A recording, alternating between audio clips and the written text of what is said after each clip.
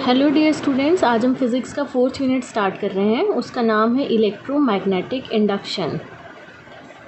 As the name indicate means by changing a magnetic field some electric means electric current is induce in the circuit.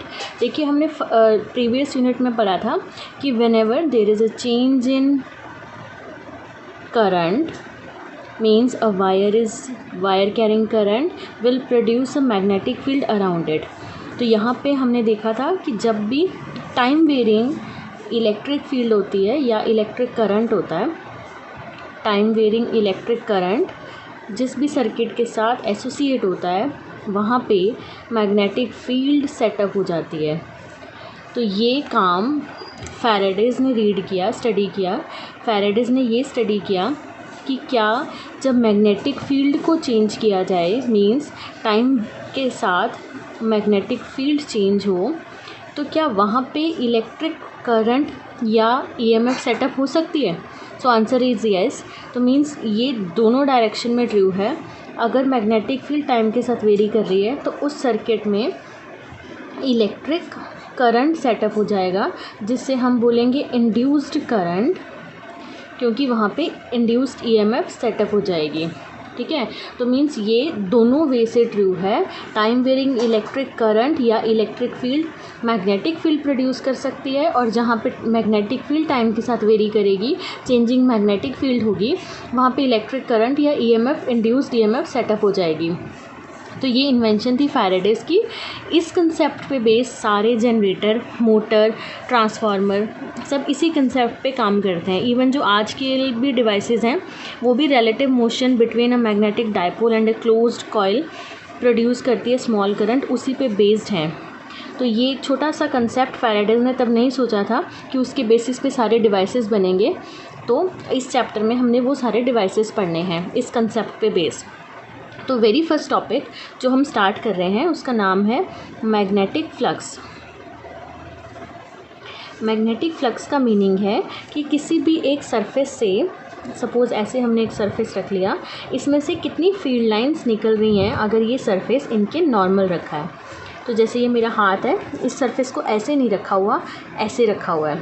ठीक है, तो इसमें से ऐसे field lines cross हो रही हैं, तो कितना उनका number of field lines, magnetic field lines crossing या passing a given surface which is held normal to it।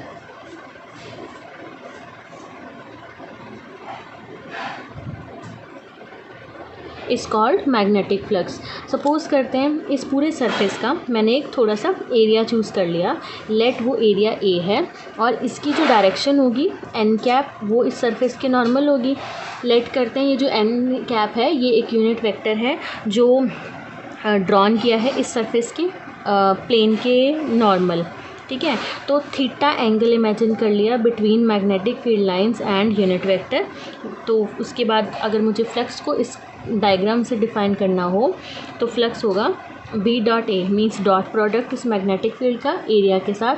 तो इसे हम ऐसे भी लिख सकते हैं बी ए कॉस थीटा। ठीक है, अगर मैं बी और कॉस थीटा को एक तरफ कर दूं, एरिया इधर कर दें, तो इसका मीनिंग बी का कौन सा कंपोनेंट इधर आएगा, क्योंकि ये थीटा है। अगर मैं बी को 2 कंपोनेंट में रिजॉल्व करती हूँ तो बी कॉस थीटा का कंपोनेंट यहाँ पर आएगा।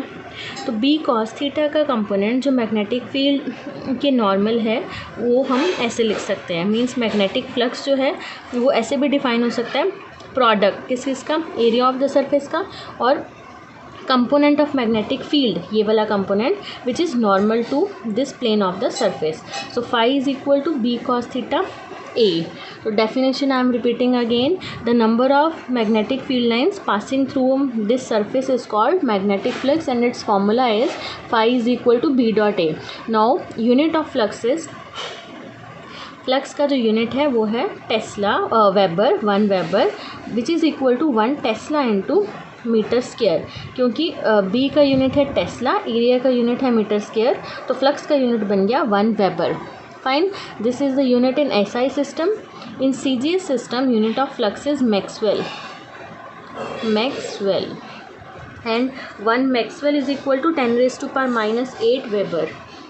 1 maxwell is equal to 10⁻⁻8 weber. Fine. Next इसकी डायमेंशन फार्मूला ये आप खुद निकाल सकते हैं फ्लक्स का, तो ये आपके लिए डायमेंशन फार्मूला आपके लिए है। नेक्स्ट देखिए, अगर जो फ्लक्स है वो था B dot A cos theta, इसे मैं ऐसे लिख सकती हूँ phi is equal to B A cos theta.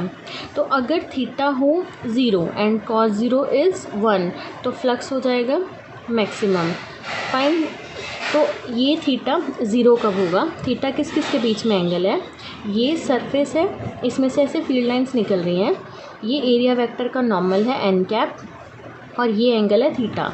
तो मीन्स अगर मैग्नेटिक फील्ड एन के ऊपर आ जाए, अगर मैग्नेटिक फील्ड एन के ऊपर आ जाए तो वो इस सरफेस के परपेंडिकुलर हो जाएगी। जैसे एरिया वेक्टर परपेंडिकुलर, ऐसी बी भी फिर परपेंडिकुलर हो जाएगी। तो थीटा 0 होने का मतलब क्या है कि जो यूनिफॉर्म मैग्नेटिक फील्ड है B, uniform magnetic field B is acting perpendicular to the plane of the surface, plane of the surface. Fine. तब फ्लक्स हमेशा मैक्सिमम लगेगा, means maximum number of field lines will pass through the surface when theta is equal to 0। अगर theta जो है वो 90 हो जाए, theta 90 मतलब ऐसा सरफेस है, फील्ड लाइंस ऐसे निकल रही हैं, तो ये फील्ड लाइंस ऐसे निकलें, तब ये एरिया वेक्टर की डायरेक्शन एन कैप से हो रही है, तो ये थीटा 90 कब होगा? और ये सारी जो फील्ड लाइंस हैं इस सरफेस के पैरेलल हो जाएंगी, अलोंग हो जाएंगी। ठीक है, मीन्स जो मैग्नेटिक फील्ड है वो अगर अलोंग हो जाए, along the plane surface, then theta is equal to 90 degree. अगर थीटा 90 होगा तो cos 90 is equal to 0, so flux become 0। Minimum flux लगेगा, मीन्स मिनिमम फील्ड लाइंस निकलेंगी उस सरफेस में से अगर मैग्नेटिक फील्ड एन कैप के साथ 90 डिग्री का एंगल बनाएगी। फाइन। अगर इसी पॉइंट से मुझे बी को डिफाइन करना हो तो phi is equal to B A, maximum flux के लिए मैं ऐसे लिख सकती हूँ, तो B is equal to phi by A. तो magnetic flux per unit area is called magnetic flux density या मैग्नेटिक इंडक्शन। फाइन। तो मैं फिर से रिपीट कर रही हूँ, magnetic flux density B is equal to flux per unit area, इसे ऐसे भी डिफाइन किया जा सकता है। नेक्स्ट हम पढ़ रहे हैं फैराडेज और हेनरी का एक्सपेरिमेंट, जिसकी वजह से इस कंसेप्ट की डिस्कवरी हुई थी। तो फैराडेज और हेनरी ने नंबर ऑफ़ एक्सपेरिमेंट परफॉर्म किए बार बार इस कंसेप्ट को अंडरस्टैंड करने के लिए। तो हम फर्स्ट एक्सपेरिमेंट देख रहे हैं, फैराडेज एंड हेनरीज एक्सपेरिमेंट।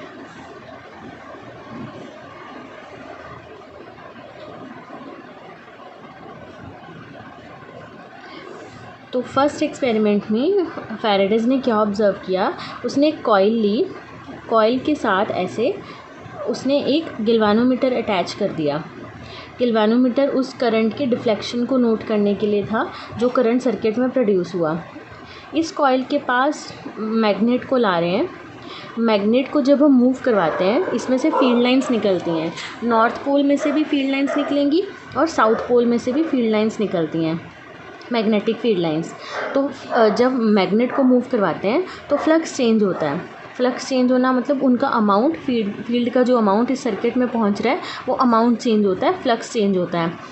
तो मैग्नेटिक फील्ड को चेंज करके या मैग्नेटिक फ्लक्स को चेंज करके इस सर्किट में करंट इंड्यूस हुआ, वो उन्होंने ऑब्ज़र्व किया। तो सबसे पहले उन्होंने इस ऑब्जर्वेशन के लिए कैसे कैसे परफॉर्मेंस की।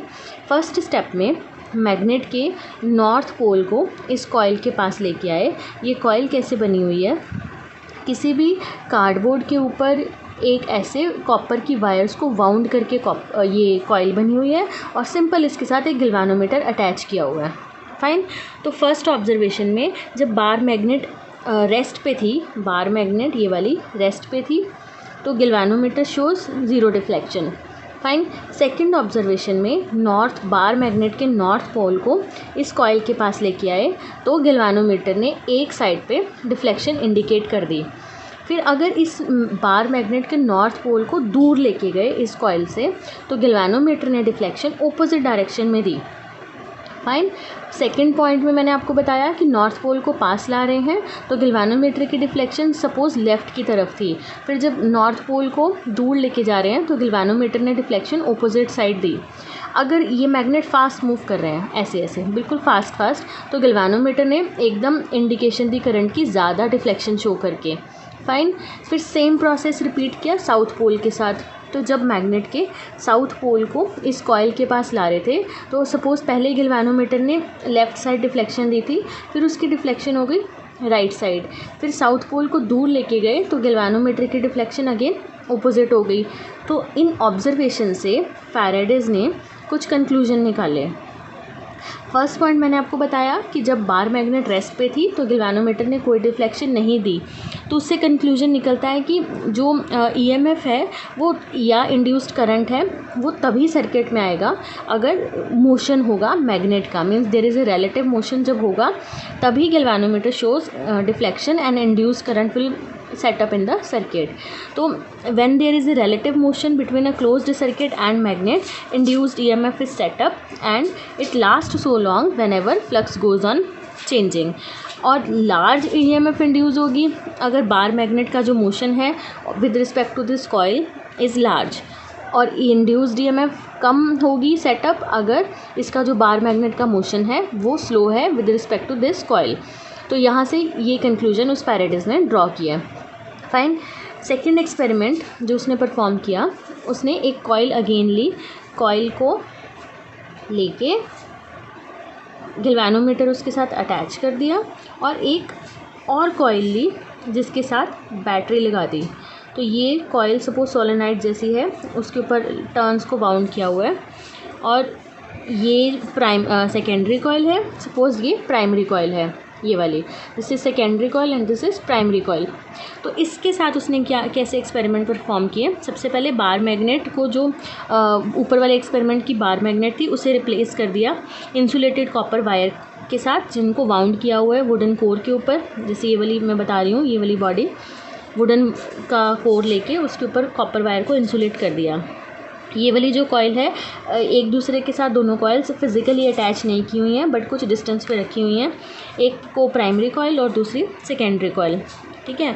और जो सेकेंडरी कॉइल है उसे एक सेंसिटिव गैल्वेनोमीटर के साथ अटैच कर दिया जो कि उसकी करंट को नोट कर देगा। तो इसमें ऑब्जर्वेशन क्या हुई कि गैल्वेनोमीटर जो सेकेंडरी कॉइल के साथ लगा हुआ है उसने गैल्वेनोमीटर ने डिफ्लेक्शन शो की जब प्राइमरी कॉइल को इसके पास लेके आए।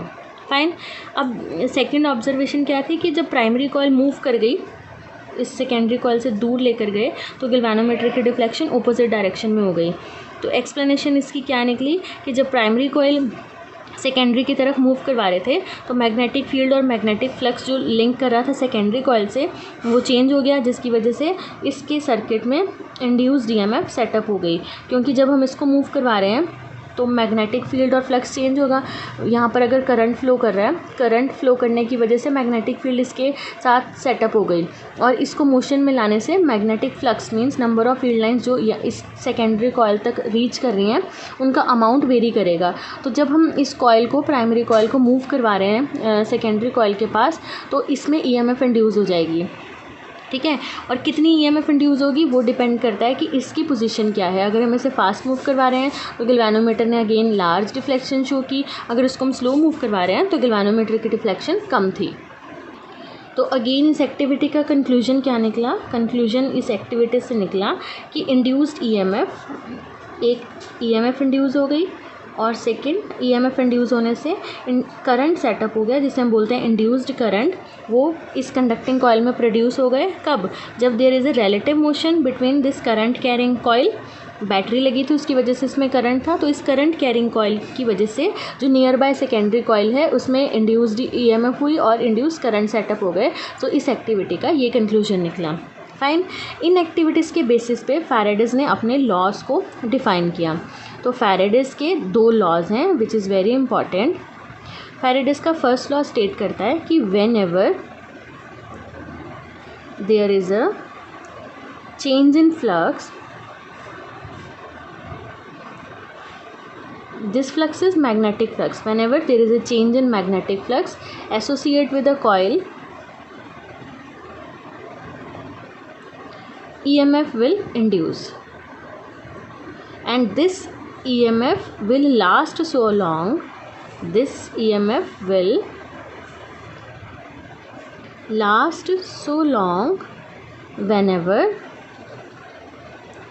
flux goes on changing.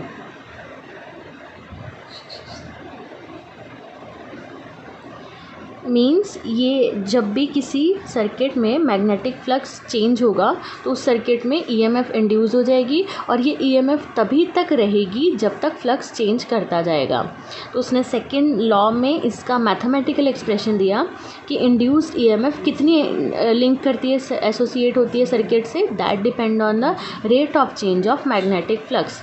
So this induced EMF is equal to, suppose करते हैं φ1 फ्लक्स था t1 टाइम पे और φ2 फ्लक्स था t2 टाइम पे, तो इस चेंज इन फ्लक्स को हम ऐसे भी लिख सकते हैं φ2 minus φ1 with time t2 minus t1।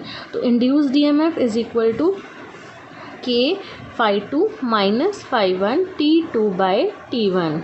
So this is the expression for induced EMF which is stated by the second law of Faraday's. Means induced EMF is directly proportional to rate of change of magnetic flux. If a coil has n number of turn, तो induced EMF can be written as E is equal to n d phi b by dt. Phi b means magnetic flux. Fine. तो circuit में इतनी EMF induce होगी तो induced current कितना होगा वो लिखा जा सकता है। करंट का फॉर्मूला है EMF जो इंड्यूस हो रही है, EMF जो इंड्यूस हो रही है सर्किट में डिवाइडेड बाय रेजिस्टेंस। जैसे V is equal to I R होता है तो I is equal to V by R. V जो है वो EMF है, R is resistance. So I is equal to EMF है E, रेजिस्टेंस इज़ R, और हम इसे ऐसे लिख सकते हैं E की वैल्यू पुट करके d phi by d t into R. ठीक है। तो सेकेंड लॉ की जो लिमिटेशन है, सेकेंड लॉ मैथमेटिकल वैल्यू तो बताता है कि सर्किट में कितनी ईएमएफ इंड्यूस होगी, बट इसकी लिमिटेशन ये है कि ये डायरेक्शन नहीं बताता कि ईएमएफ इंड्यूस तो होगी लेकिन उसकी डायरेक्शन क्या होगी। सो वो डायरेक्शन को स्टडी करने के लिए हमें पढ़ना पड़ेगा लेंज लॉ।